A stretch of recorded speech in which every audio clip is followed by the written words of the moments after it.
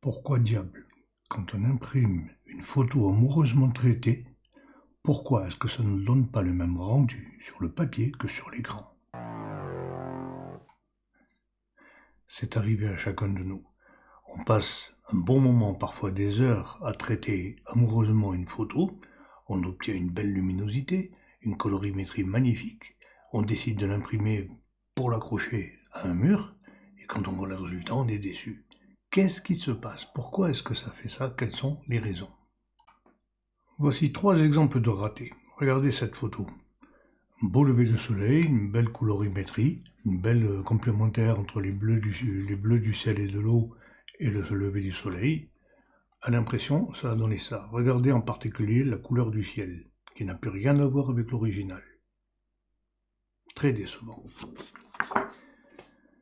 Second exemple, plus axé sur la luminosité. Regardez les belles couleurs, notamment le soleil sur le mur. On voit tous les détails, les chaussures de la demoiselle qu'elle a abandonnées près du banc par terre. À l'impression, les chaussures on ne les voit plus, et les beaux tons dorés sur le mur sont devenus blanchâtres. Ne croyez pas que le problème soit réservé à la couleur. Même en noir et blanc, on peut être déçu. On a une belle image avec des noirs et des blancs profonds, bien travaillés. À l'impression, c'est devenu ceci. Il n'y a plus de vrai noir, il n'y a plus de vrai blanc, les blancs sont cramés, les noirs sont devenus gris foncé, il n'y a plus aucun détail. Y a-t-il un moyen de pallier ces problèmes? Eh bien oui, bien sûr, c'est pour ça que je fais ce tuto. Mais bon, vous me connaissez, je ne vais pas vous donner directement la solution, je vais d'abord vous expliquer, parce que c'est important de le comprendre, pourquoi ça fait des dérives colorimétriques et de luminosité, qu'est-ce qui les provoque, comment on peut les éviter et comment on peut les éviter correctement en limitant au maximum les désagréments. Il y a donc pas mal de raisons pour lesquelles il peut y avoir une différence de colorimétrie ou de luminosité, une différence de rendu entre ce qu'on a amoureusement préparé à l'écran et ce qu'on obtient sur le papier. J'ai trouvé 6 raisons principales pour lesquelles ça peut se produire. Et je vais vous parler bien sûr de ces 6 raisons une par une. La première, c'est la calibration de l'écran. Calibration qu'on appelle aussi étalonnage, qui se fait avec une sonde. Une sonde, c'est quelque chose comme ceci. Alors, il y en a plusieurs modèles qui peuvent être très différents, même physiquement. Ça, c'est la Datacolor Spider X Pro. Bon, voilà, c'est le modèle que je possède. Il est bien. Je ne sais pas si c'est le meilleur. Enfin, il fait le travail. Alors, ça s'utilise comme ça. On le branche au port USB.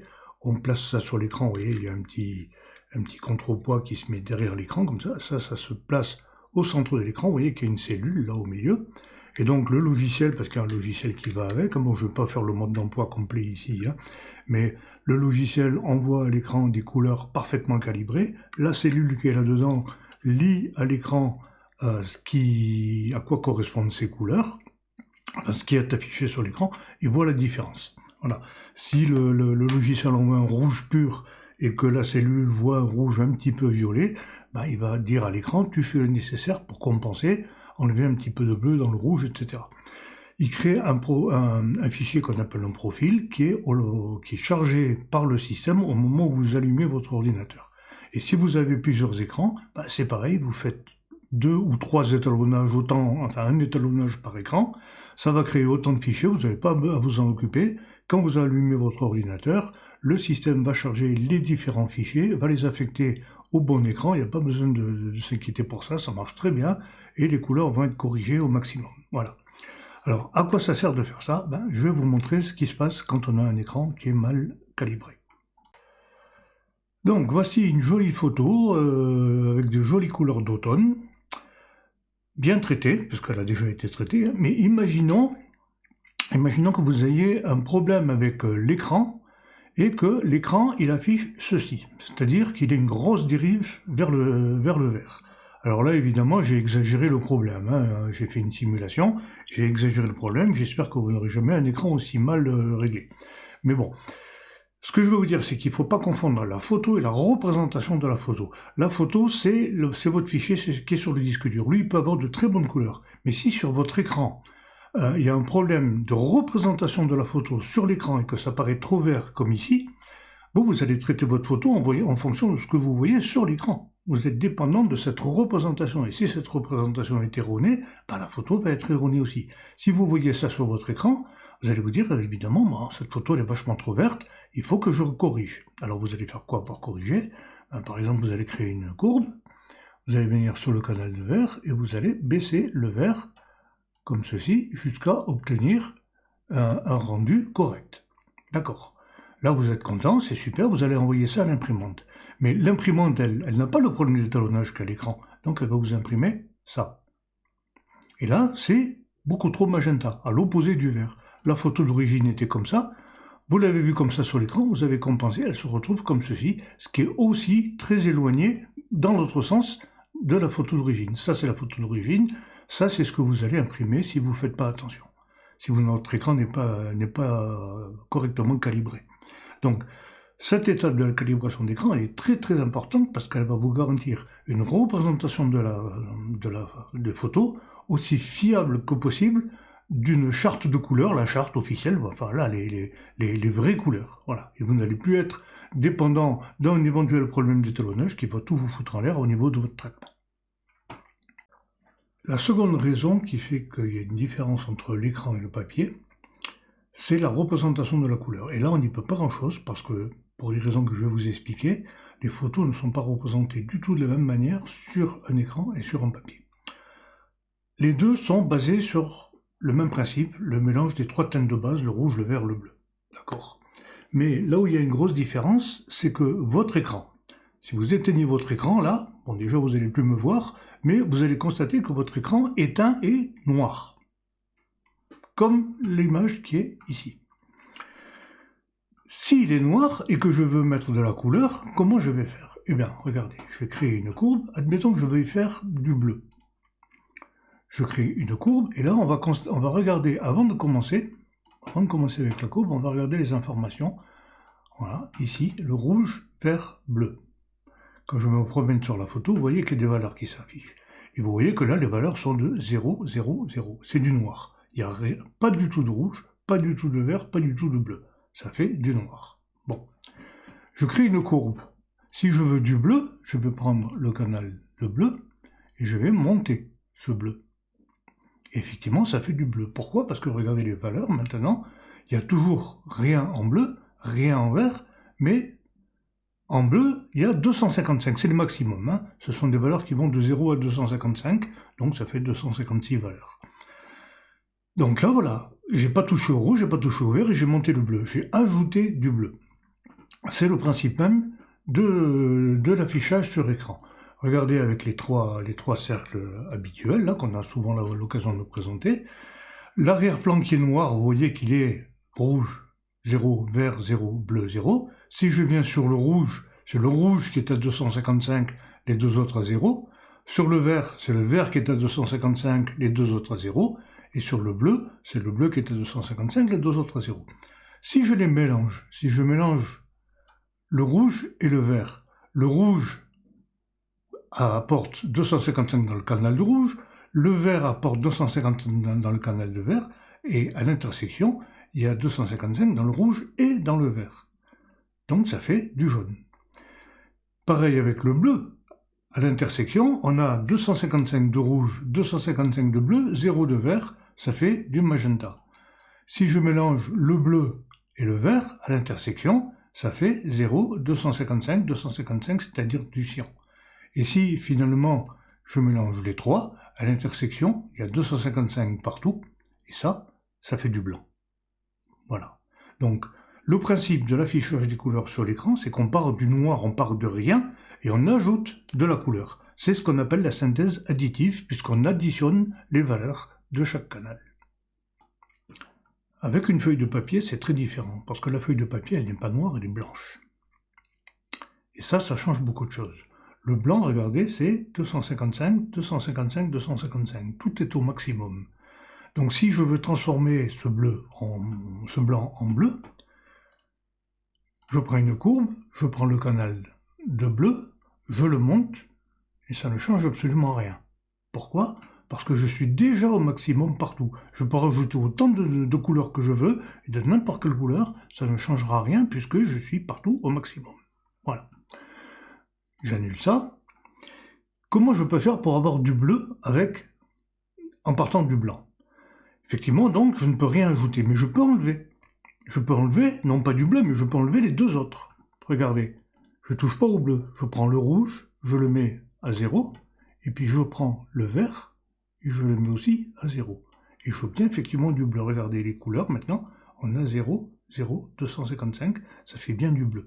Je ne peux pas ajouter puisque je suis déjà au maximum, mais je peux enlever l'opposé. Regardez, ici, c'est comme ça que travaille l'impression sur papier. L'arrière-plan est blanc, 255, 255, 255. Je ne peux pas avoir du bleu, mais je peux ici avoir du cyan. Le cyan, c'est l'opposé du rouge. Regardez, effectivement, là, les couleurs, on a 0 en rouge, 255 en vert, 255 en bleu. Ça fait bien du cyan, comme on a vu tout à l'heure avec les trois autres couleurs, quand on mélangeait le vert et le bleu. Donc là, on a du cyan parce qu'on a enlevé le rouge. Là, on a du magenta parce qu'on a enlevé le vert. Et là, on a du jaune parce qu'on a enlevé le bleu. Et les mélanges, regardez, si je mélange le cyan et le magenta, j'ai enlevé du rouge, là j'enlève du vert à l'intersection, il n'y a ni rouge ni vert, il reste que le bleu. Ici, le magenta enlève le vert, le jaune enlève le bleu, à l'intersection, il n'y a ni vert ni bleu, ça fait du rouge. Et le cyan et le jaune, le cyan enlève le rouge, le jaune enlève le bleu, à l'intersection, il n'y a ni rouge ni bleu, ça fait du vert. Et si j'intersecte les trois, à l'intersection il n'y a ni rouge, ni vert, ni bleu, ça fait du noir, 0, 0, 0. Voilà comment on obtient toutes les couleurs à l'impression, en partant du maximum de 255 et on soustrait, on enlève les couleurs opposées. C'est ce qu'on appelle la synthèse soustractive. Pour comprendre une autre différence majeure entre la représentation sur écran et sur papier, il faut nous intéresser aux espaces colorimétriques. Alors les espaces colorimétriques, c'est un domaine un petit peu compliqué à comprendre, un petit peu compliqué à expliquer aussi, mais c'est quand même très très très important. Les espaces colorimétriques, on va dire, pour simplifier, que c'est un espace mathématique, un espace de calcul dans lequel sont fabriquées les couleurs avant d'être affichées sur l'écran ou affichées sur un papier ou projetées avec un projecteur ou tout autre support. Nous allons examiner ça un peu plus en détail. Voici les principaux espaces colorimétriques. Il en existe d'autres, mais ça c'est les principaux qui sont utilisés, surtout qui sont utilisés en photo. Alors vous voyez qu'on entend parfois dire qu'il y a des espaces colorimétriques qui sont plus vastes que d'autres. C'est vrai. Regardez, ils n'ont pas tous la même taille. Voici le lab. Je vais revenir après sur les détails. Le Profoto, le Adobe RVB 98, le sRVB et le CMJN. L'Epson, on verra tout à l'heure. On entend aussi parfois dire que les espaces colorimétriques contiennent plus ou moins de couleurs. Et ça, c'est faux.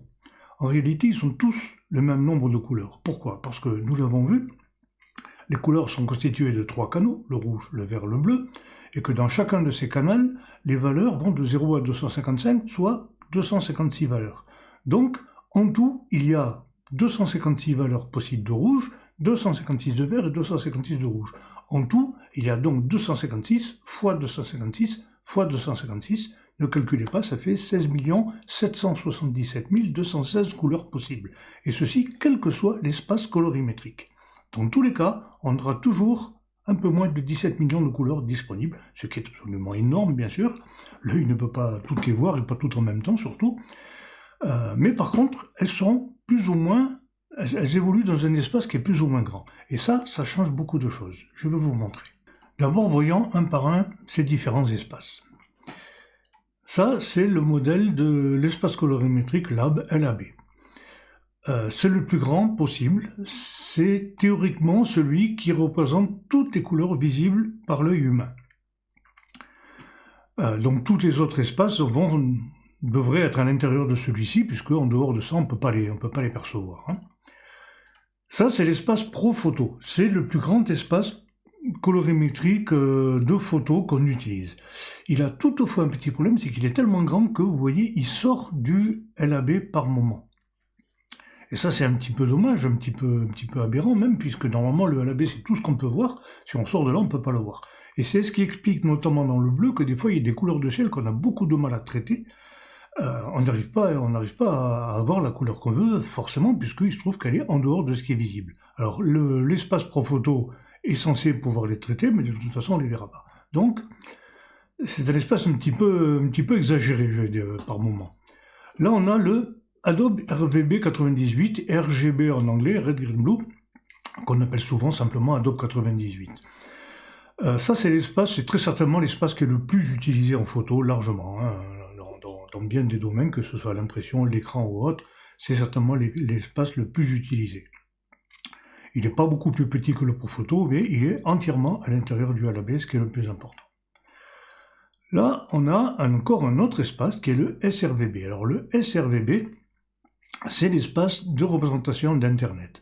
Toutes les photos, toutes, sans aucune exception, que vous voyez sur un site Internet, quel qu'il soit, que ce soit un site de photos de basse qualité ou de très très haut niveau, de toute façon, la représentation que vous allez en voir sur le site, les couleurs seront dans l'espace SRVB. C'est tout. Voilà. Pour l'instant, on va se cantonner à ces espaces-là, et qui sont donc des espaces de représentation à l'écran. Pourquoi j'ai dit tout à l'heure que les couleurs ne sont pas forcément les mêmes? Vous allez voir pourquoi. Imaginons, là, dans l'espace SRVB, imaginons qu'on prenne la couleur la plus rouge possible. Elle est ici. Elle va certainement avoir comme formule 255 en rouge et 0 en vert et en bleu. Donc 255, 0, 0, ça correspond à cette couleur-là. Ok. Maintenant, prenons l'espace Adobe RVB 98 et prenons le rouge le plus rouge possible. C'est celui-ci ici. Il a aussi une formule 255, 0, 0. Et pourtant, vous voyez que ce rouge et celui-là ne sont pas les mêmes. C'est ça qui fait une grosse différence. C'est ça qui fait que dans un espace, une couleur qui a la même formule dans un espace et dans un autre ne va pas avoir le même rendu de couleur. Parce que ça ne correspond pas à la même couleur sur le spectre colorimétrique. La représentation ne peut pas être la même, parce que ça ne tombe pas au même endroit.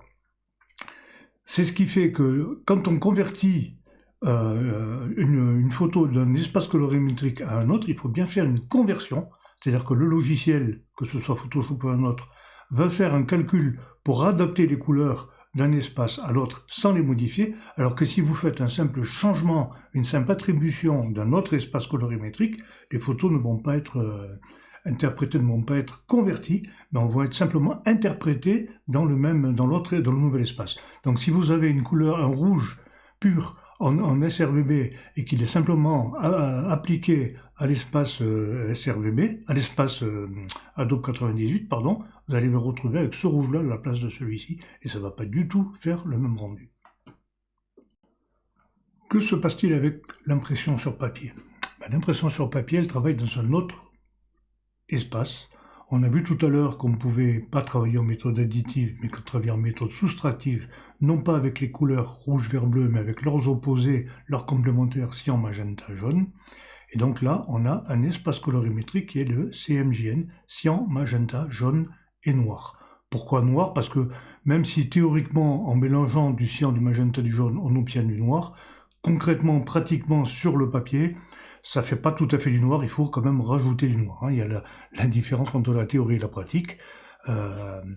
Normalement, avec la trichromie cyan, magenta, jaune, on obtient toutes les couleurs possibles. Concrètement, pour le noir, ça pose des problèmes. Il faut faire une quadrichromie, donc rajouter aussi du noir. C'est le principe de tous les magazines que vous voyez imprimés. Ils sont imprimés en quadrichromie.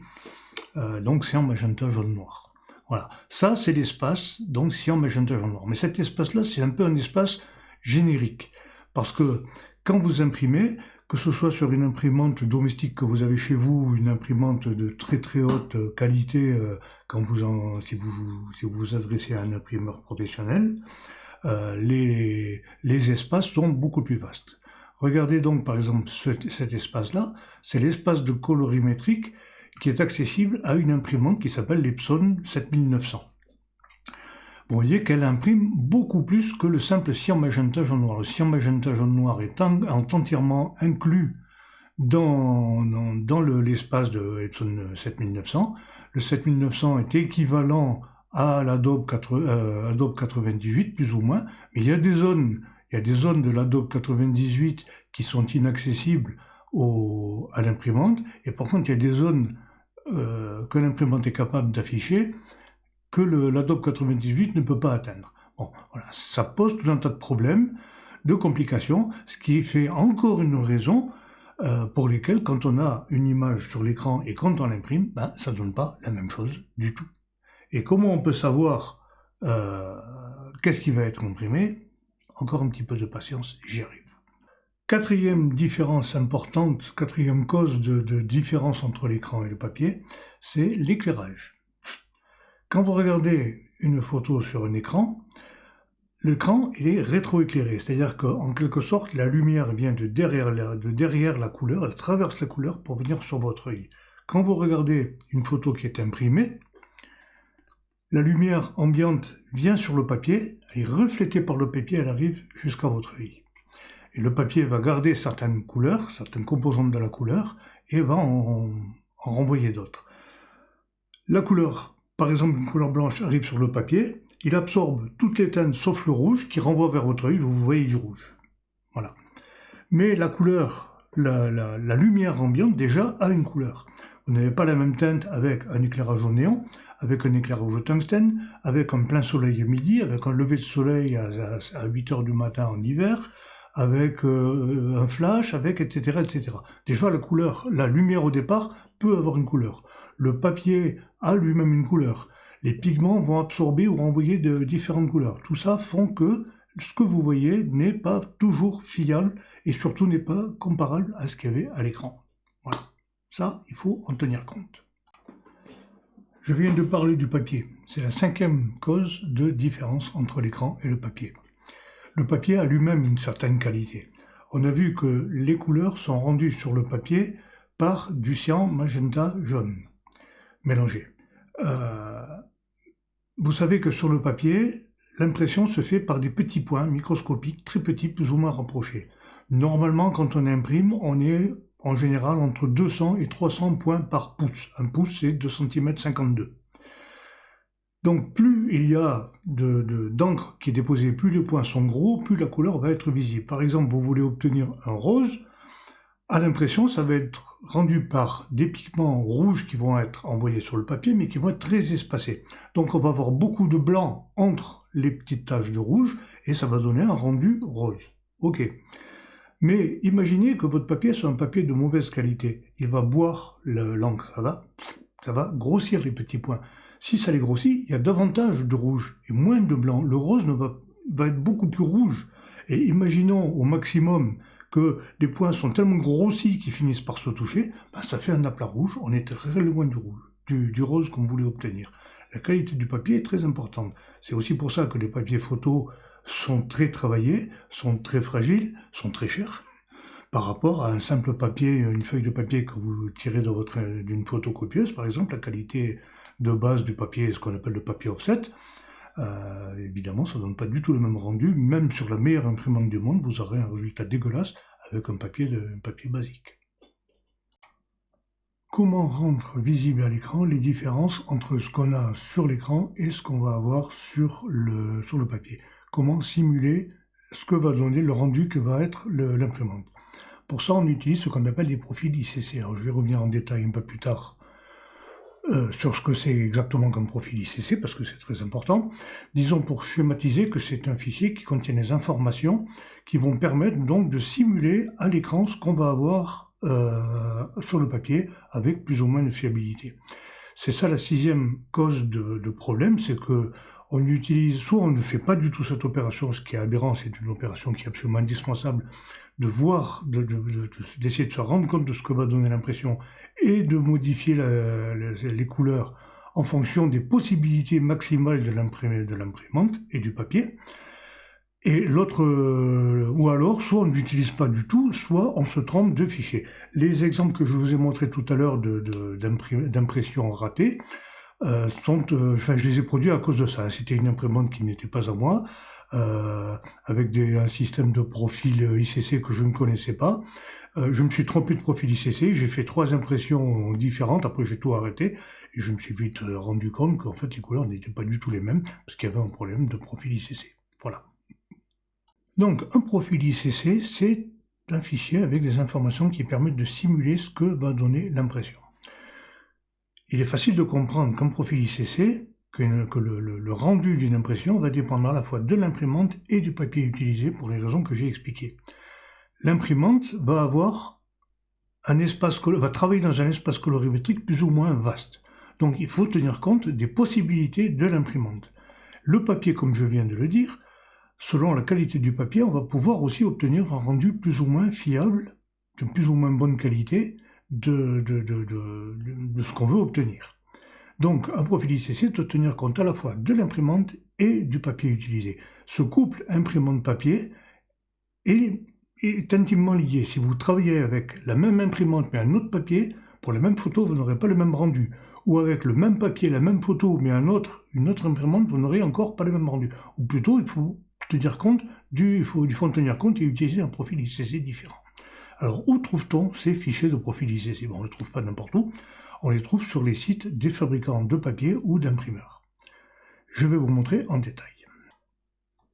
Si vous faites imprimer vos photos par un imprimeur professionnel, il faut aller sur le site de cet imprimeur pour trouver le profil ICC qui correspond au papier que vous allez choisir pour les travaux que vous allez faire. Alors, certains imprimeurs bas de gamme ne proposent pas de profil ICC. Il faut les fuir. Clairement, il ne faut pas y aller. S'ils ne proposent pas les profils ICC, on n'a pas moyen de faire une simulation, on n'a pas moyen de préparer la photo à l'impression. L'imprimeur ne nous donne pas ses moyens, donc il ne faut pas aller chez lui, c'est clair et net. Hein. Là, voilà, je suis allé sur le site d'un imprimeur qui s'appelle Sahel Digital. C'est un excellent rapport qualité-prix, hein. Pas pour leur faire de la pub, mais ils travaillent très très bien. Donc, ils ont leurs imprimantes, ils les connaissent, et ils ont certains types de papier que vous choisissez. Voilà, quand vous imprimez votre photo, vous voulez un poster, ceci, cela, une grande impression, un panoramique, un tirage sur alu, sur bois, sur plastique. Il y a des choses absolument faramineuses, très très intéressantes. Donc voilà, là je veux tirer un papier, par exemple, voilà, un tirage photo ordinaire de base, Fujifilm Crystal Archive, ça c'est le type de papier, hein, brillant, 250 grammes. Voilà, je décide d'imprimer mes photos, j'ai déjà fait mon choix, hein, sur ce type de papier, je clique dessus, j'ai des détails sur le type de papier, l'épaisseur, le grammage, le rendu aux empreintes digitales qui peuvent être visibles. Il y en a où c'est pas le cas, mention du copyright, je sais même pas ce que c'est, enfin voilà, le technologie de production, halogénure d'argent, je sais pas ce que c'est non plus. Vous voyez que c'est très très poussé, et il y a bien sûr le principal, le lien vers le téléchargement du profil ICC. Le profil ICC, c'est un fichier qui est en général pas très très gros, hein, ça prend quelques kilo-octets, et vous obtenez le profil ICC. Si vous travaillez chez vous avec une imprimante, il faut aller chez le fabricant, sur le site du fabricant du papier. Voilà, j'ai pris un peu au hasard, hein, le fabricant de papier Canson. Lui, il ne sait pas quelle imprimante vous avez, donc il faut lui dire, ben voilà, j'ai une imprimante, par exemple une imprimante Canon, de modèle IPF Pro 1000, c'est une excellente qualité imprimante au passage, et vous pouvez lui dire, ben voilà, j'ai acheté de chez vous du papier Barita photographique comme ceci, aquarelle RAG, Montval aquarelle 210, je ne sais pas quoi, voilà, vous en pouvez en télécharger plusieurs d'un coup, et là au bout vous avez le téléchargement, et donc vous allez recevoir les fichiers ICC correspondants. Une fois qu'on a téléchargé le fichier du profil ICC, que faut-il en faire? Il faut l'installer, il faut le mettre au bon endroit sur le disque dur. Alors voilà, là je vais vous montrer la manipulation sur Windows, sur PC, puisque c'est ce que je possède. Je vais vous expliquer après sur Mac. Hein. Donc le fichier, voilà, je l'ai ici, je l'ai installé sur le bureau. Vous voyez qu'il n'est pas très lourd, hein, il fait à peine plus d'1 méga, c'est pas grand-chose. SAAL Digital Portfolio Artline.icc, c'est un profil que j'ai téléchargé pour les besoins de la démonstration, je l'ai pris un petit peu au hasard. Hein. Donc sur PC c'est très simple, je fais un clic droit sur le fichier en question, je clique sur installer en profil, c'est tout. Il est copié automatiquement à l'endroit adéquat sur le disque dur, et quand je vais ouvrir Photoshop, je vais le retrouver à l'endroit, enfin on en parlera tout à l'heure, je vais le retrouver, il sera à ma disposition. Sur Mac, c'est un petit peu plus compliqué, surtout que je ne peux pas vous le montrer puisque je n'ai pas de Mac. Il faut copier le fichier à cet emplacement-là, cette adresse-là, sur ce chemin-là, ça s'appelle, sur le disque dur. Voilà, utilisateur, le nom de votre nom, le nom de votre profil d'utilisateur, sous-dossier bibliothèque, Color 5, Profile.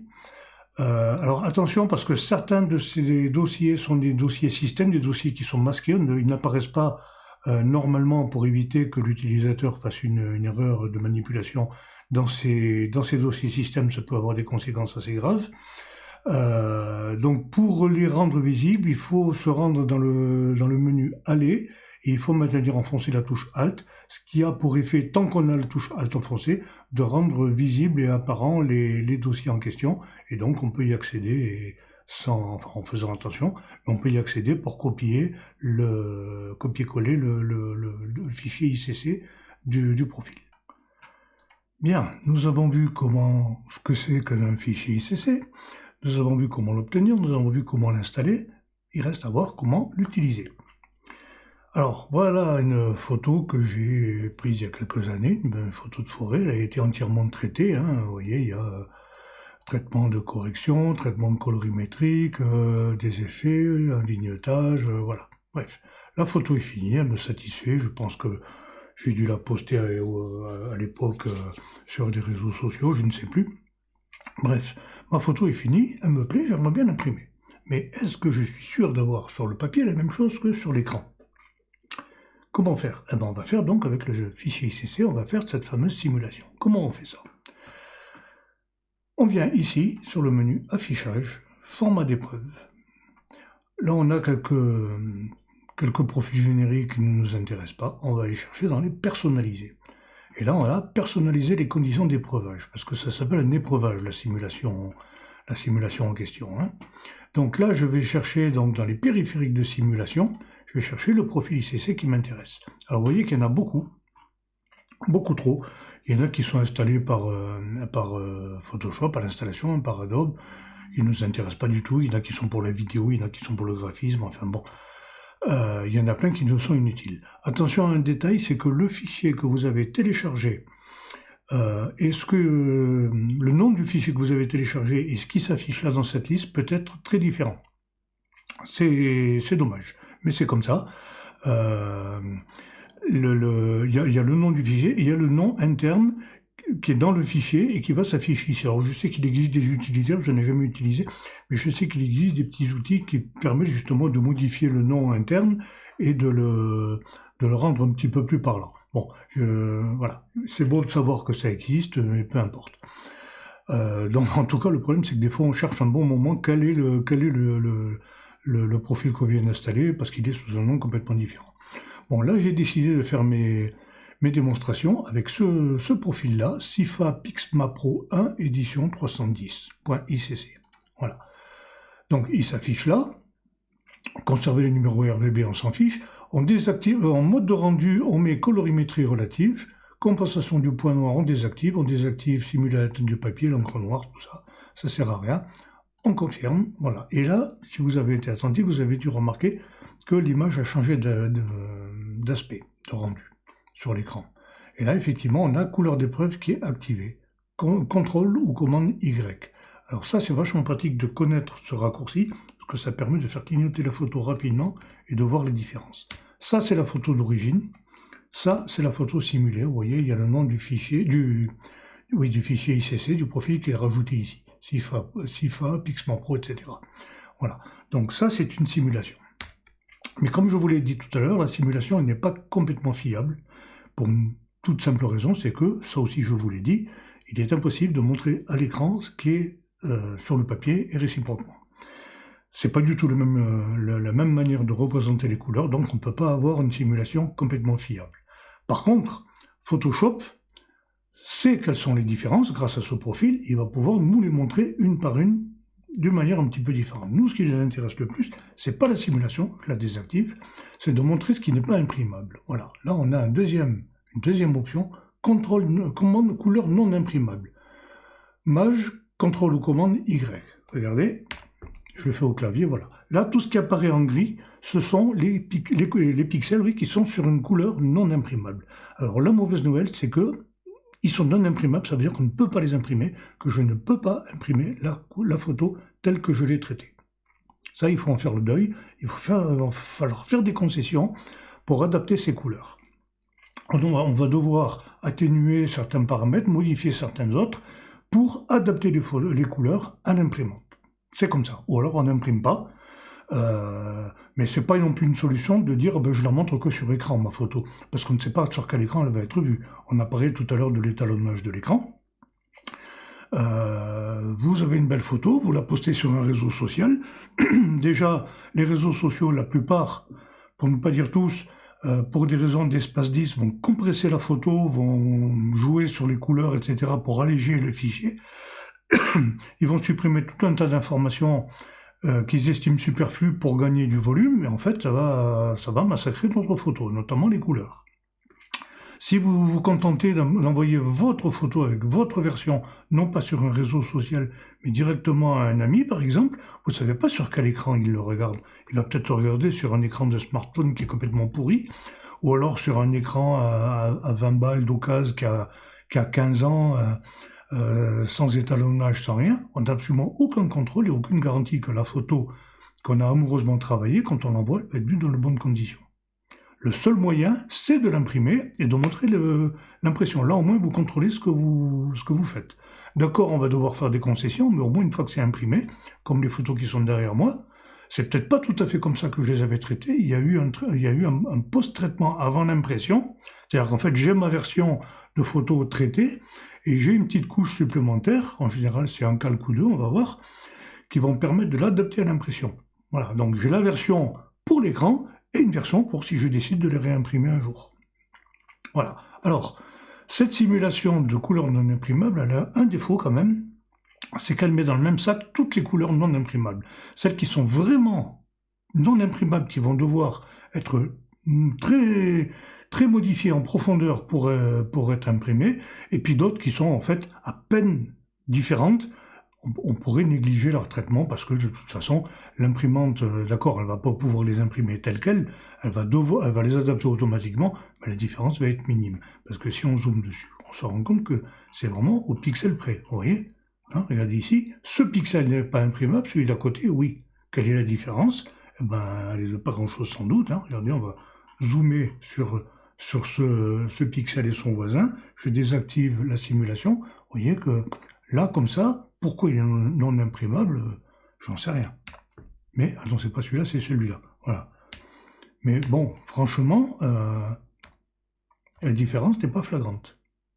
Enfin, la différence, la cause de pourquoi il est non imprimable, celui-là c'est pareil, je mets ma souris dessus, regardez pourquoi il est non imprimable, j'en sais rien. Mais en l'état, il ne peut pas être imprimé, il va falloir l'adapter.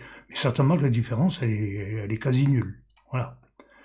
Donc, on va voir comment modifier les couleurs. Alors, qu'est-ce qui fait, bonne question, qu'est-ce qui fait qu'une couleur n'est pas imprimable? Mis à part les erreurs de profil ICC, etc., dans 95% des cas, et peut-être même encore plus, c'est un problème de saturation. C'est que la couleur a un composant qui est un tout petit peu trop saturé, et il va falloir jouer là-dessus, atténuer un petit peu cette saturation, et on obtient une couleur qui devient miraculeusement imprimable. On va voir comment faire pour limiter la casse, ne modifier que les couleurs nécessaires, et modifier que de ce qui est indispensable. Alors, comment allons-nous faire pour travailler sur les couleurs non imprimables uniquement sur celles-là? Eh bien, on serait tenté, et c'est tout à fait logique, de se dire, je n'ai plus qu'à faire une sélection des zones non imprimables, et puis j'en fais un masque, et comme ça, quand je vais traiter, le reste de la photo sera protégé, je ne travaillerai que sur les zones non imprimables. effectivement, c'est une très bonne idée, c'est effectivement comme ça qu'on va faire, mais c'est pas si simple, parce que regardez, je remets la simulation de mes couleurs non imprimables, et puis on se dit, je vais utiliser la pipette de la plage de couleurs. Sélection, plage de couleurs, je prends la pipette, tolérance à 0 pour commencer, et je viens cliquer sur le gris, et normalement ça devrait me sélectionner toutes les zones grises. Bam, et ça marche pas. Voilà, je reclique ailleurs, encore ailleurs, ça va me faire 1 ou 2 pixels à chaque fois. Je maintiens la touche mage enfoncée pour en sélectionner un peu plus. Rien à faire, j'arrive pas à sélectionner le gris. Pourquoi? Parce qu'en fait, ces zones grises ne sont pas des zones grises de la photo. C'est juste une simulation à l'écran. Photoshop nous a montré par ces aplats gris, il nous signale les zones qui sont non imprimables, mais ce ne sont pas des couleurs de la photo. Moi, là, avec ma pipette, je cherche sur les couleurs de la photo. Heureusement, Photoshop a pensé à tout. Malheureusement, ils n'ont pas pensé complètement à tout. Regardez. Là, dans les options, il y a la pipette, il y a les couleurs de base, il y a les tons clairs, moyens, sombres, il y a la couleur de la peau, et il y a les couleurs non imprimables. Ah ben, on est sauvé. Je sélectionne cette option, et j'ai une sélection des couleurs non imprimables. Et pourtant, quand on regarde un petit peu, même là, avec la simulation en miniature, on voit qu'il y a un problème, ça ne correspond pas tout à fait. Il y a des endroits... Là, voilà, il me met du blanc à cet endroit-là qui ne correspond à rien ici. Là-haut aussi, hein, il y a des zones là-haut qui sont sélectionnées en blanc et là, elles ne sont pas en gris. Comment ça se fait? Alors, je confirme, j'ai la sélection. Et là, c'est pareil. Hein, si je zoome dessus, regardez, il y a des endroits qui sont sélectionnés qui ne sont pas dans les zones non imprimables en réalité. Il y a une grosse différence. Pourquoi? Eh bien, parce qu'en fait, là, ils ont été un petit peu idiots chez Adobe. Ils ont eu la très bonne idée de rajouter cette option, mais au lieu qu'elle tienne compte des couleurs non imprimables avec le profil que nous on a choisi en personnalisant le format d'épreuve, en fait ils utilisent l'espace générique CMJN. Voilà. Là, les zones qui ont été sélectionnées par cette fonction et cette option sont celles qui correspondent à l'espace de travail CMJN et pas du tout au profil ICC, SIFA, machin que j'ai choisi tout à l'heure. Donc ça, c'est une fausse bonne solution. Là, ils se sont un petit peu plantés. Donc tout ça, on peut oublier, on annule. Voilà, on va devoir faire autrement. Il y a quand même un moyen d'arriver à sélectionner que les zones non imprimables, mais vous allez voir, c'est un petit peu plus compliqué, malheureusement, que de cliquer simplement sur cette option. Ce serait trop facile, ce serait pas drôle. Je ne vais pas tourner autour du pot plus longtemps, je vais vous donner la bonne solution directement, je vais vous expliquer comment on fait pour mettre en évidence les différences entre la version traitée et la version imprimable. Voilà, pour commencer, on va faire une copie de l'image. On va travailler sur une copie de la manière suivante, on fait image dupliquée. Voilà, peu importe le nom bien sûr. Voilà. Et là, j'ai une deuxième photo qui est évidemment rigoureusement identique à la première, puisque c'est un clone, c'est une simple copie. On n'a pas besoin de tous ces calques, au contraire, ils vont nous gêner, donc j'aplatis l'image. Je vais dans Calque, aplatir l'image. Voilà, je n'ai plus qu'un seul calque, je ne peux plus revenir sur les réglages, mais on s'en fiche, ce n'est pas le but actuellement. Et maintenant, on va faire un truc un petit peu bizarre, c'est-à-dire que cette image, on va aller changer d'espace de travail. Là, elle a été traitée, vous voyez, la photo d'origine a été traitée en espace ProPhoto. Ici, vous pouvez afficher l'espace de travail courant du document actif. Ici, vous avez un petit chevron. En cliquant là, vous pouvez faire apparaître différentes informations. Malheureusement, une seule seulement de la liste. Il y en a qui ne servent à rien, mais vous avez voilà, dimension du document, etc. Et entre autres, profil du document. Donc là, on voit que la photo a été traitée en ProPhoto. Moi, je vais la convertir dans l'espace de travail du fichier ICC, du profil ICC, même si en principe c'est un peu aberrant, parce que les profils ICC, ce sont donc des fichiers qui contiennent des informations qui sont relatives à l'impression. Ça n'a absolument rien à voir, leur vocation n'est absolument pas d'être un espace de travail. On ne peut pas travailler dans l'espace de travail d'un profil ICC, hein, ça n'a pas de sens. Mais là, je vais faire comme si c'était possible, comme si c'était normal, pour en fait perdre des couleurs. Les couleurs que je vais perdre dans la conversion, ce sont celles qui ne sont pas imprimables, tout simplement. Alors regardez comment on va faire ça. Je vais dans Édition, Convertir en profil. Alors attention, parce qu'à côté, vous avez une autre option qui est attribuée à un profil et qui n'est pas la même. Vous avez vu tout à l'heure, quand on a parlé des profils, des espaces colorimétriques, Je vous ai dit, attention, il ne faut pas attribuer simplement un espace à une photo, parce que les couleurs sont directement adaptées, enfin sont directement transposées dans le nouvel espace de travail. La formule RGB de la couleur est directement interprétée dans le nouvel espace de travail, ce qui fait que les couleurs sont décalées. Moi, ça, je ne veux pas. Je veux qu'elles soient converties proprement, de façon à ce qu'il n'y ait pas de changement de couleur. Je ne veux pas les changer, je veux simplement perdre celles qui ne sont pas imprimables.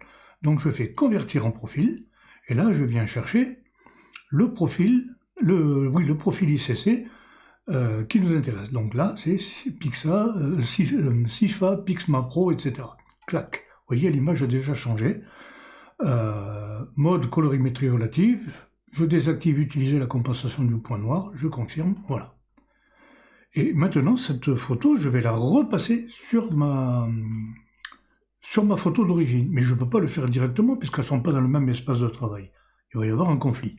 Donc, je vais la reconvertir en ProPhoto, qui était dans son espace d'origine. Alors attention, de ramener de les reconvertir, de reconvertir le document dans l'espace ProPhoto, ça ne va pas remettre les photos d'origine. Dans la conversion, j'ai perdu des informations, j'ai perdu des couleurs, celles qui n'étaient pas imprimables. C'est ce que je voulais. Mais donc, elles sont perdues définitivement. De repasser en ProPhoto, ça ne va pas les ressusciter. C'est fini, elles sont mortes. Alors, je refais les mêmes manips. Édition, convertir en profil. Je reprends le format d'origine qui était donc ProPhoto, il est ici. Là, il y a encore un petit changement, encore des pertes. C'est pas grave. Je confirme, voilà. Et maintenant, cette image, je vais pouvoir la ramener sur l'autre document. Alors, comment je vais faire ça? Soit j'ai l'outil de déplacement, je prends mon calque comme ça, je l'amène sur l'autre photo. Soit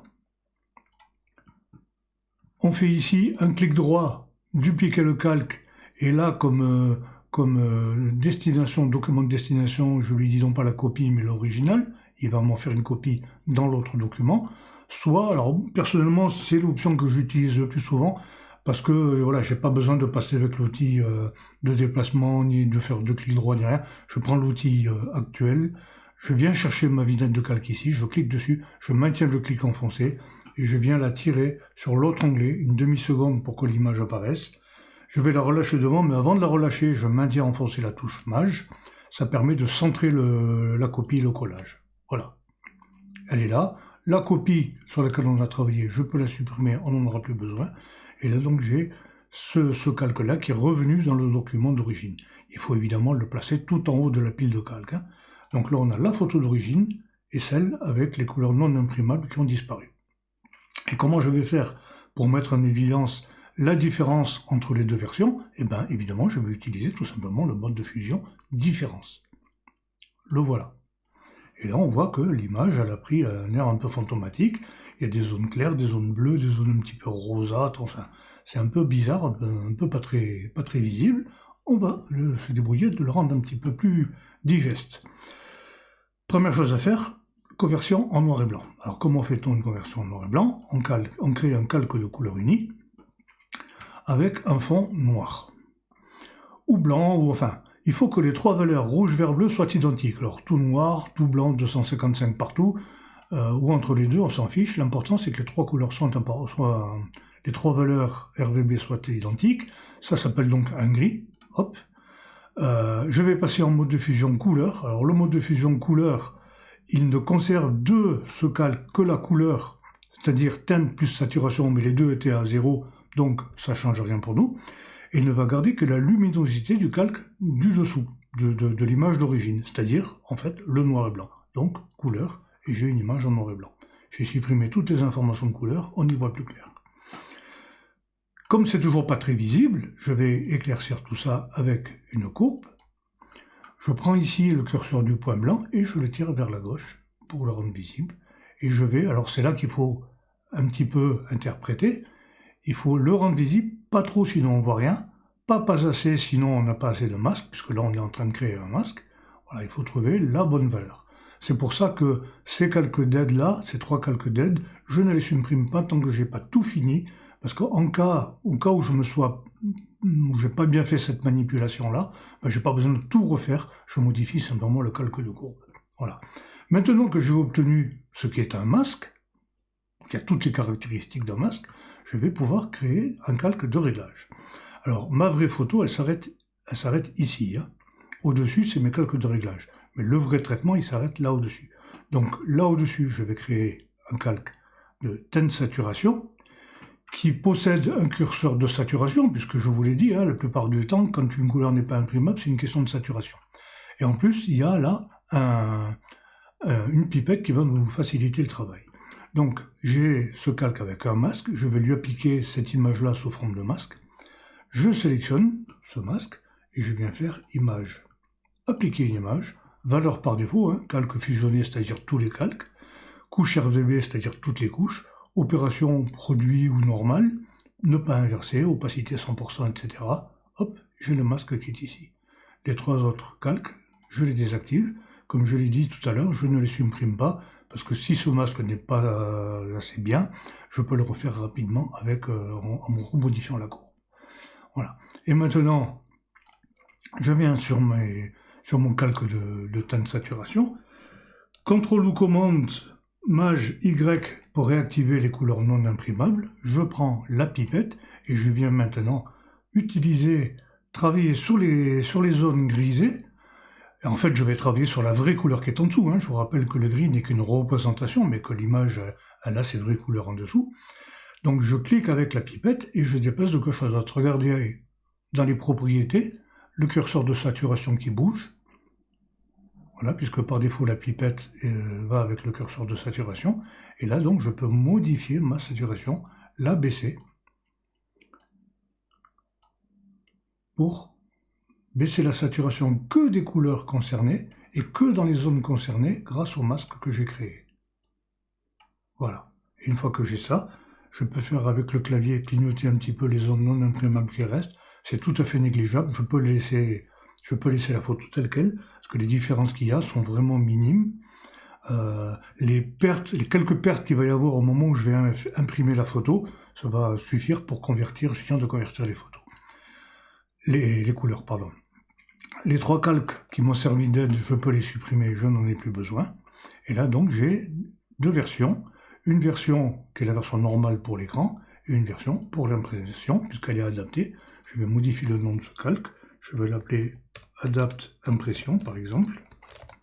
Voilà. Et donc, je peux l'enregistrer tel quel. Hein. J'ai donc les deux versions en une seule. Et vous voyez qu'on a limité la casse. On a une photo qui reste fidèle à l'origine, sans qu'il y ait de couleur imprimable. On a fait vraiment le strict minimum de concessions sur la colorimétrie de cette photo.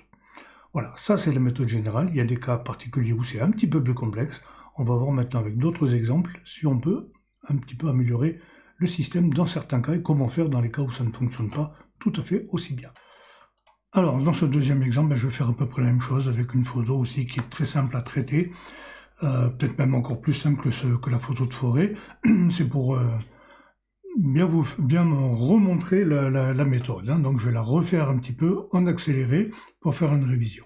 Donc, j'ai là-dessus des couleurs qui sont non imprimables si j'utilise donc le format d'épreuve SIFA Pixmapro, le profil ICC. Donc, quelles sont ces couleurs? Ben, je fais CTRL ou commande Maj Y pour montrer que ce sont les couleurs qui sont ici, dans l'eau, un petit peu sur les rochers ou dans l'herbe, et puis sur le toit de l'édifice. C'est une photo qui a été prise au drone. Hein. Donc, comment on fait ça? On duplique l'image sur une copie. Cette copie, on aplatit l'image, on aplatit tous les calques en un seul, et on fait une conversion dans l'espace de travail, SIFA, Pixmacro, en l'occurrence, mais bien sûr, ça peut être un autre. Hein. Voilà, là il y a eu une perte de toutes les couleurs non imprimables. Je le ramène dans son profil d'origine qui était, je ne l'ai pas noté, maintenant ici évidemment on voit ici que c'est SIFA Pixmacro.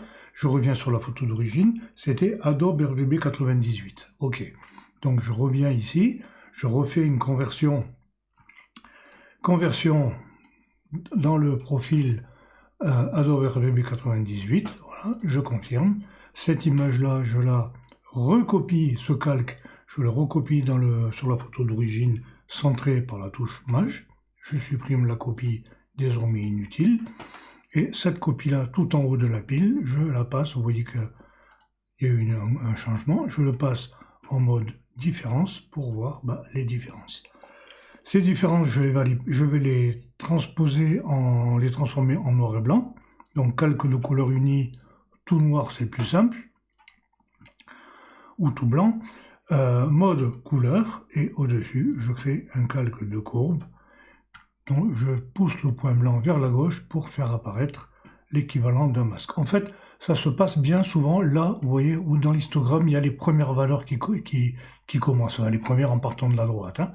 Voilà. Quand on arrive par là, grosso modo, un petit peu plus, moi je mets un tout petit peu plus que la valeur de plus en allant vers la gauche, c'est en général suffisant. Sinon, il faut fignoler, il faut vérifier un petit peu. Hein.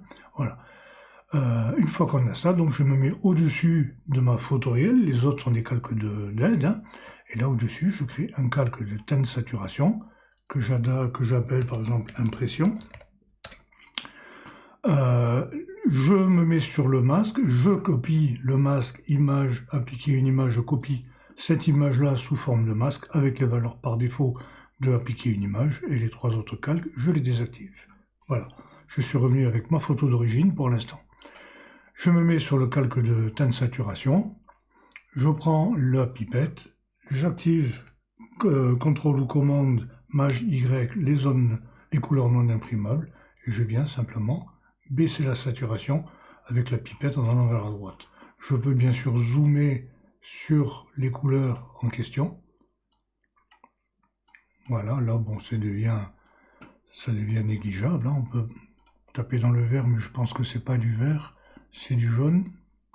Ouais, voilà. Souvent, l'herbe qu'on voit verte, elle est en réalité jaune. Hein. Ça se comprend. Le jaune, c'est du bleu et du vert, sauf que du bleu et du jaune, mais le jaune est une couleur très très claire. Donc il faut un tout petit peu de bleu pour faire du vert dans du jaune. Hein. Donc souvent, ce qu'on voit vert, en fait, basiquement, c'est du jaune à 90 ou 95%.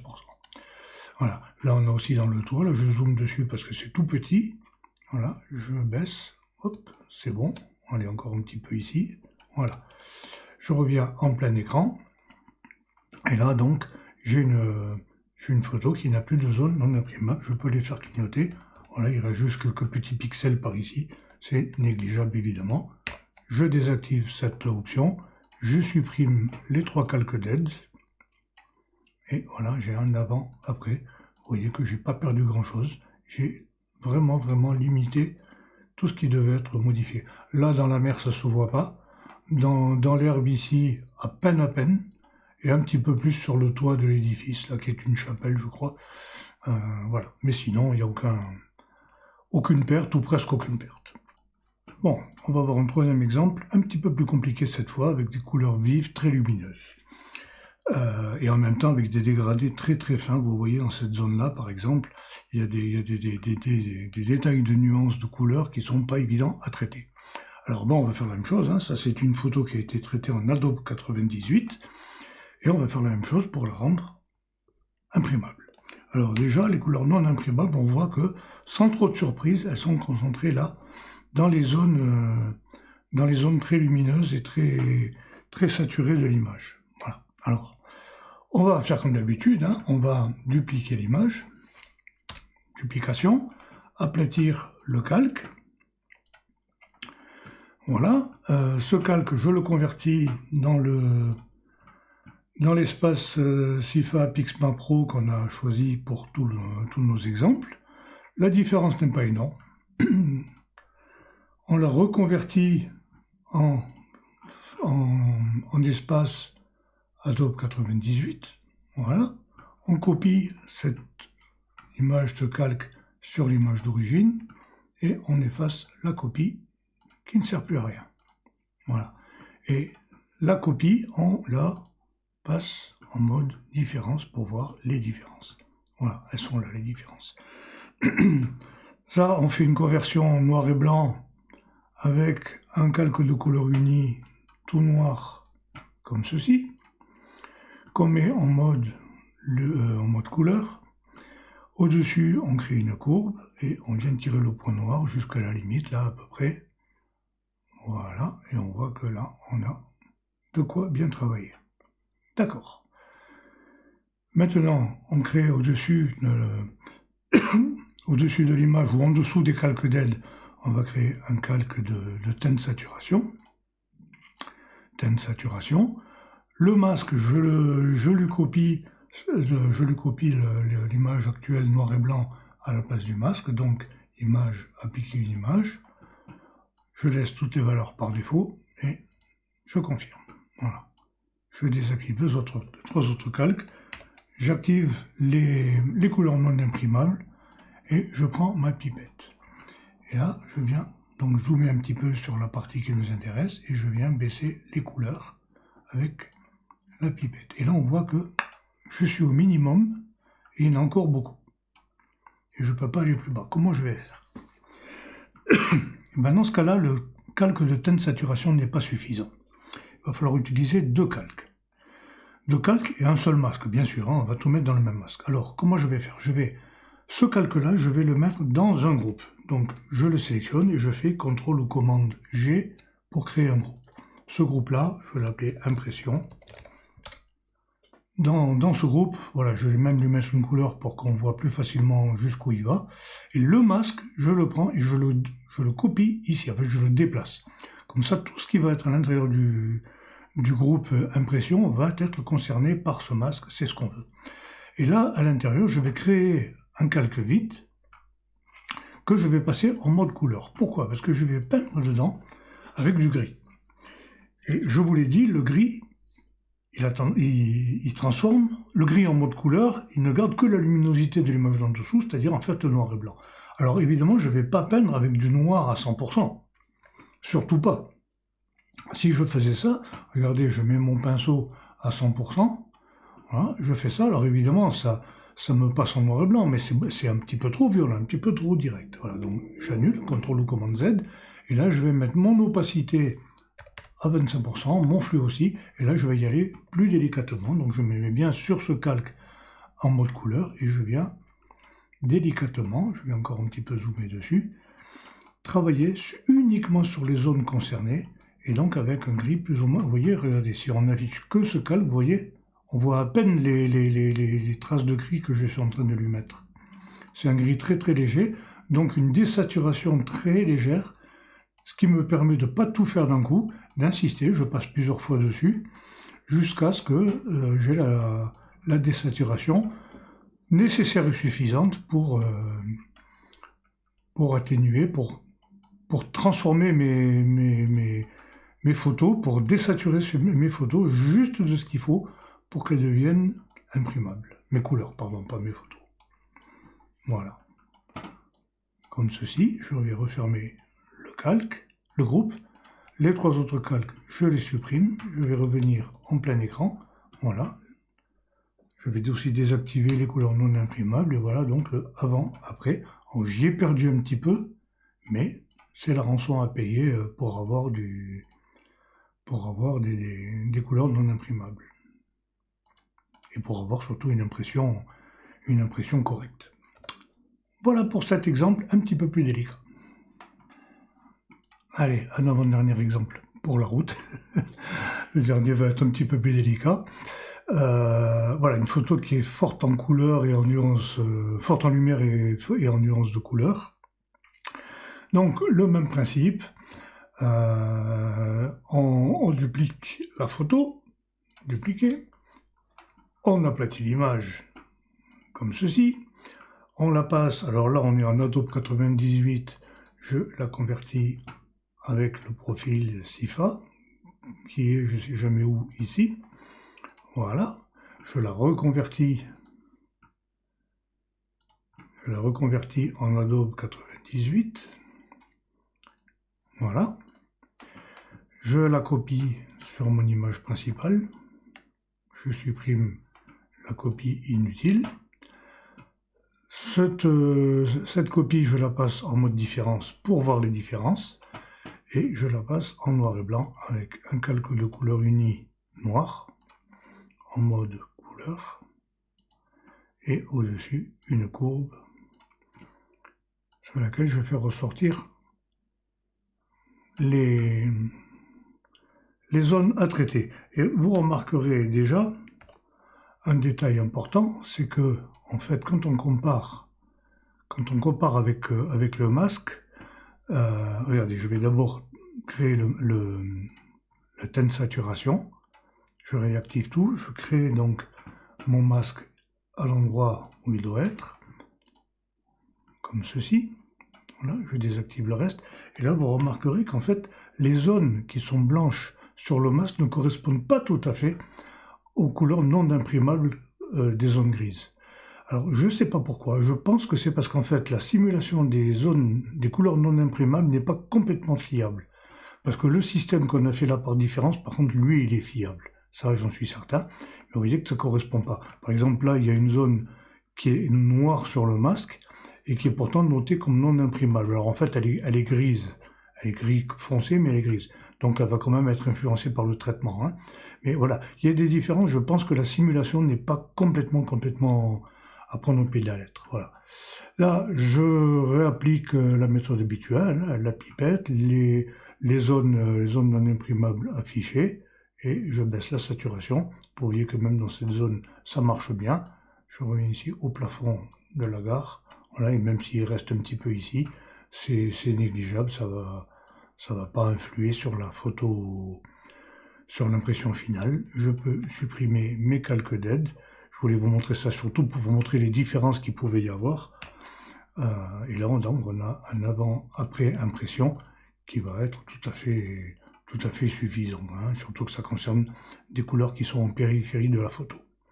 Voilà, pour cet exemple, on va aborder le dernier qui est un petit peu plus complexe. Voici le dernier exemple qui va être plus complexe qu'il en a l'air, vous allez voir pourquoi. J'active les zones non imprimables, vous voyez qu'il y en a un peu partout, il y en a dans les zones très lumineuses, là, orange vif, il y en a dans le bleu au sol et au ciel, etc. etc. Le souci, c'est que ça touche des zones qui sont dans des teintes, surtout les bleus, qui sont dans des teintes assez différentes. C'est-à-dire que si je rends cette partie-là imprimable en désaturant, le ciel va être tellement désaturé qu'on va y perdre beaucoup. Et là, par contre, c'est pas négligeable. Il y a plusieurs fois depuis le début de ce tuto où je vous dis cette petite différence-là, elle est négligeable, c'est pas grand-chose. Là, par contre, ça va faire beaucoup, vous allez le voir. Alors, j'applique vite fait la méthode habituelle, hein, duplication de l'image, aplatir les calques, voilà. On convertit voilà, on est en ProPhoto, ça c'est à noter. On convertit en CIFA, en profil CIFA, ici. Voilà, je reconvertis en ProPhoto comme ceci. ProPhoto, le voilà. Je copie ce calque sur la photo de départ et je supprime la copie inutile.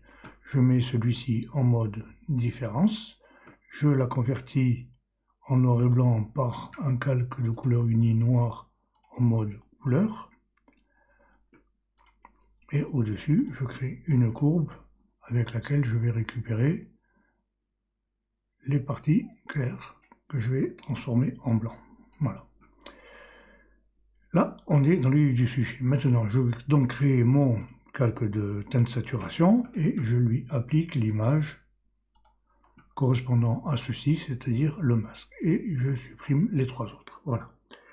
J'active les couleurs non imprimables, je prends la pipette et je vais attaquer ces teintes-là. Et vous voyez que si je supprime complètement les zones qui sont ici, mon ciel là-haut a vraiment pris beaucoup de différence. Regardez, je vais supprimer la simulation, je fais avant-après. Vous voyez que là, le ciel, c'est dommage. Parce que ça, ce soit une couleur non imprimable, je veux bien, mais en arriver là, ça fait quand même beaucoup. Voilà. Alors, moi, ça ne me plaît pas. Je ne vais pas faire comme ça. Je réactualise, je réinitialise plutôt le calque de teinte saturation, et ici, je vais réutiliser la méthode qu'on a vue tout à l'heure avec le groupe. C'est-à-dire, je place le calque de teinte saturation dans un groupe appelé, comme tout à l'heure, Adapt Impression. Voilà, je déplace le masque dans le groupe, je lui donne une couleur pour qu'on voit mieux.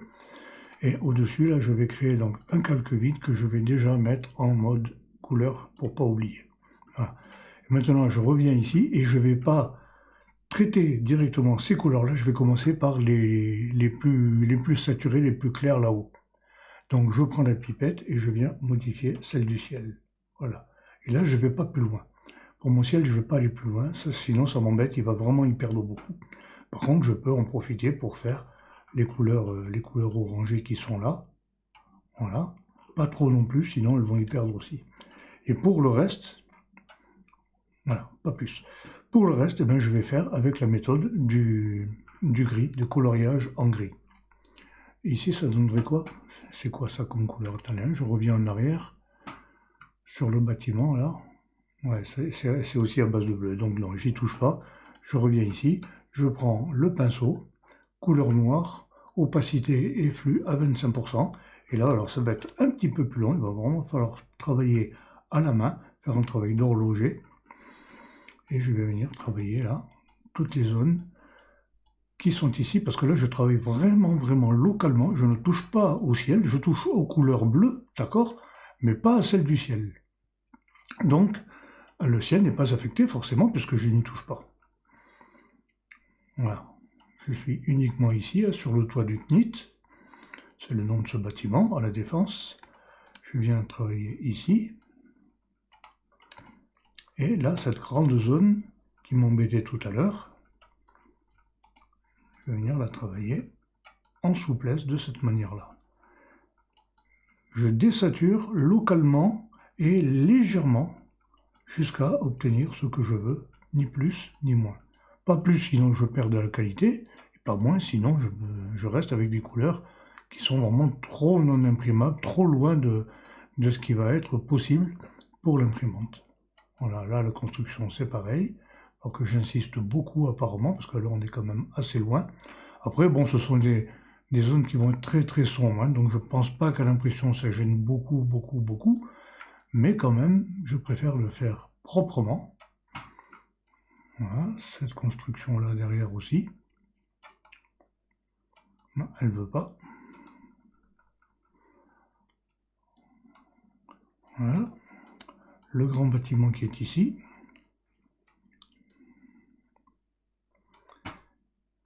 Qui se défend, mais je vais y arriver.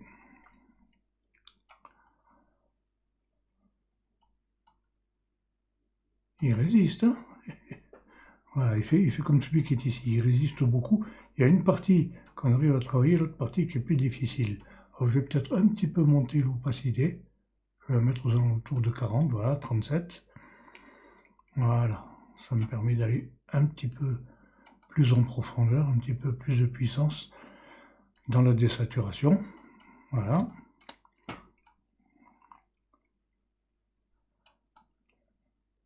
Ici, pareil. Alors je peux me rendre un petit peu sur le ciel, c'est pas grave, je suis quand même protégé par le masque, hein, là, ne l'oublions pas.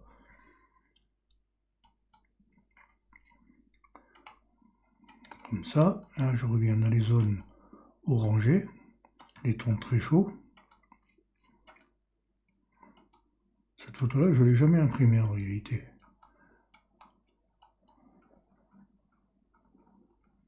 Voilà.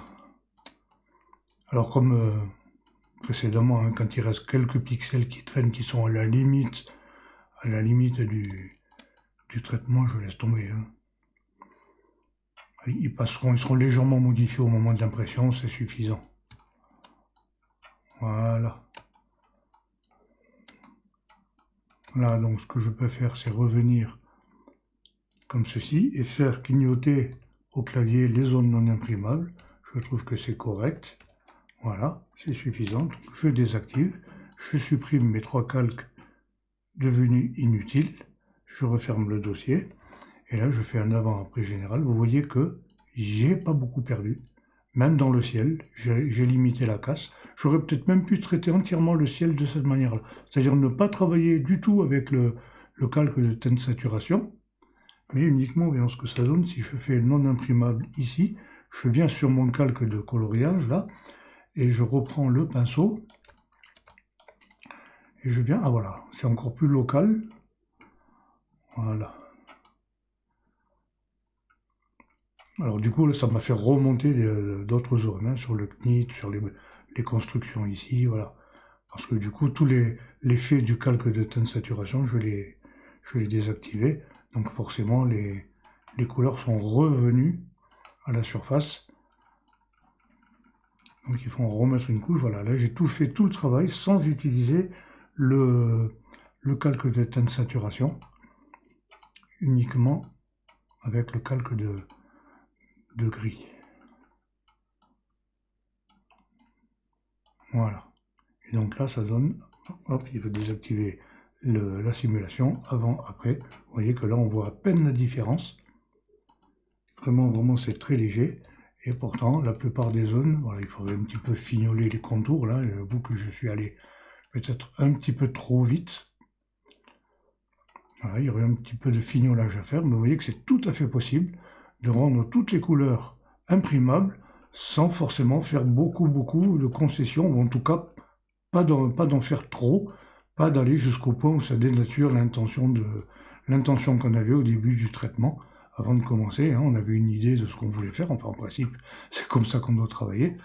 Voilà, avant, après, on voit pratiquement pas la différence, mais on a une photo qui est devenue tout à fait correcte. Donc là, je peux me permettre de supprimer le calque de teinte saturation. Le masque, je peux le réaffecter directement à ce calque. Je peux supprimer, c'est dissocier les calques pour supprimer le groupe sans supprimer ce qu'il y avait à l'intérieur, c'est un drôle de nom. Celui-là, je vais le renommer impression. Voilà, j'ai simplifié un petit peu mon rendu final. Avant de conclure, j'ajoute une dernière petite séquence que j'avais oubliée. C'est à propos de l'impression. Quand vous faites une impression à partir de Photoshop, donc l'option c'est ici imprimer, il y a tous les paramètres, hein, horizontal, ajusté au support, etc. Après le choix de l'imprimante, les paramètres d'impression, etc. Et un détail qui est très important, c'est ici, il faut cliquer, laisser Photoshop gérer les couleurs. Je suis pas sûr, mais je crois que l'option par défaut, c'est laisser l'imprimante, il faut faire le travail par Photoshop. Sinon, ça sert à rien de faire tout ce qu'on a fait précédemment. Donc, on laisse Photoshop gérer les couleurs, on choisit bien l'imprimante, etc. Et on imprime, et normalement, il n'y a plus aucun problème. Nous sommes parvenus au terme de ce tuto. Voilà, c'est donc une réponse à une question qu'on me pose très souvent, à savoir sur la fiabilité entre l'écran et l'impression. Comment faire pour ne pas perdre de qualité, comment faire pour que ce soit fiable? La réponse, c'est que donc, il faut faire quelques concessions. C'est impossible d'avoir exactement le même rendu. Je vous ai montré pourquoi, je vous ai expliqué pourquoi, je vous ai montré comment faire pour faire le minimum de pertes possible. J'espère que tout ça vous sera utile et je vous remercie de m'avoir suivi jusqu'au bout. À bientôt pour d'autres tutos. Au revoir.